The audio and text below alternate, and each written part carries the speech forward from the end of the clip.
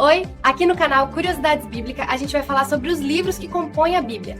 Cada história, cada detalhe, cada curiosidade que faz esse livro ser tão especial. Então se liga na história e, claro, se inscreve no canal para não perder nada. Olá!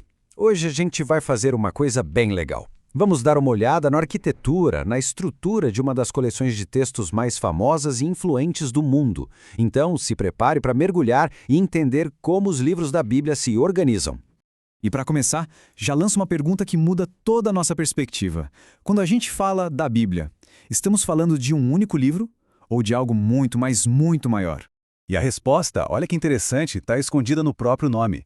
Bíblia vem de uma palavra grega, bíblia, que não significa o livro, no singular, mas sim os livros, no plural. Ou seja, a ideia de que ela é uma coleção, uma verdadeira biblioteca, sempre esteve ali desde o começo. E como toda boa biblioteca, essa aqui é super organizada. A gente não pode simplesmente entrar e pegar um livro aleatório. A primeira grande divisão, a camada mais fundamental, separa essa coleção em duas seções principais. Vamos ver como isso funciona. De um lado, a gente tem o Antigo Testamento. São 39 livros que contam a história do povo de Israel muito antes de Jesus. E do outro lado, o Novo Testamento, com 27 livros, que já focam na vida de Jesus e em como a igreja cristã começou.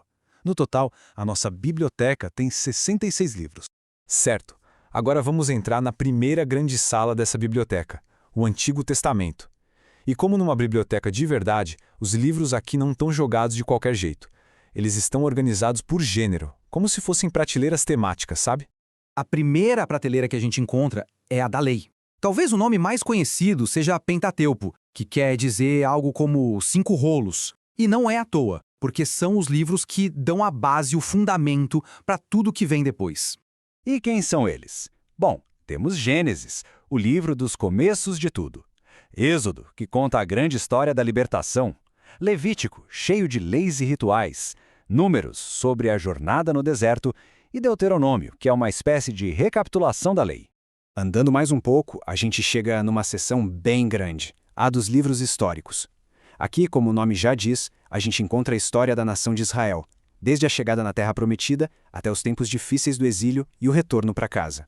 É nessa prateleira que estão livros como Josué, Juízes, a história linda de Ruth e também as crônicas dos reis de Israel em 1º e 2º Samuel, 1º e 2º Reis.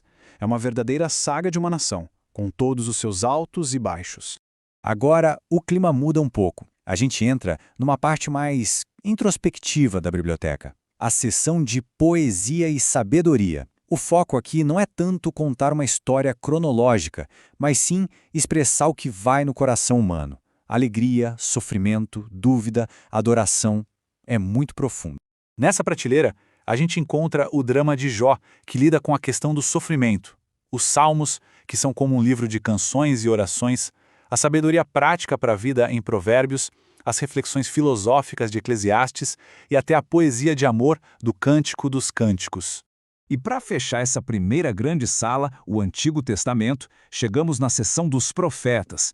Esses livros guardam as mensagens de pessoas que eram como porta-vozes de Deus, chamando o povo de volta ao caminho certo, muitas vezes em momentos de grande crise nacional.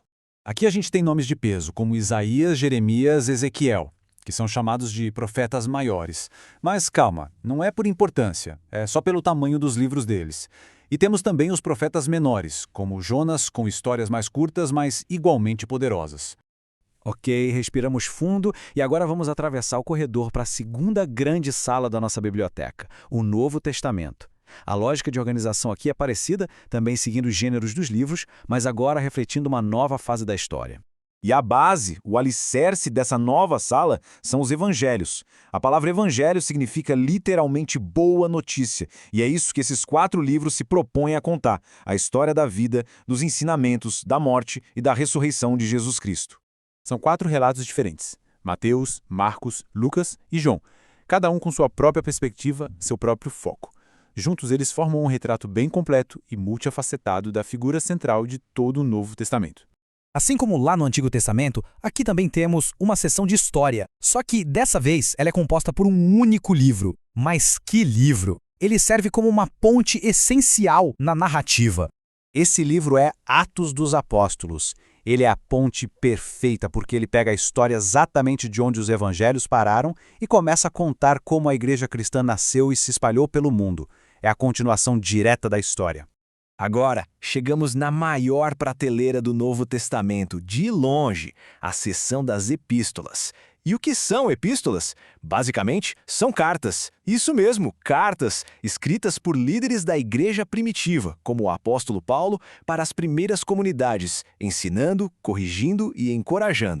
Nessa coleção enorme de cartas, a gente encontra algumas super importantes, como a carta aos Romanos, que é quase um tratado de teologia cristã, as cartas aos Coríntios, que lidam com problemas bem práticos do dia a dia da igreja, e muitas outras, para igrejas e até para pessoas específicas.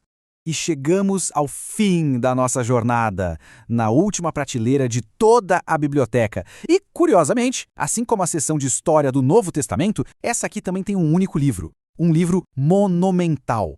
O livro de Apocalipse.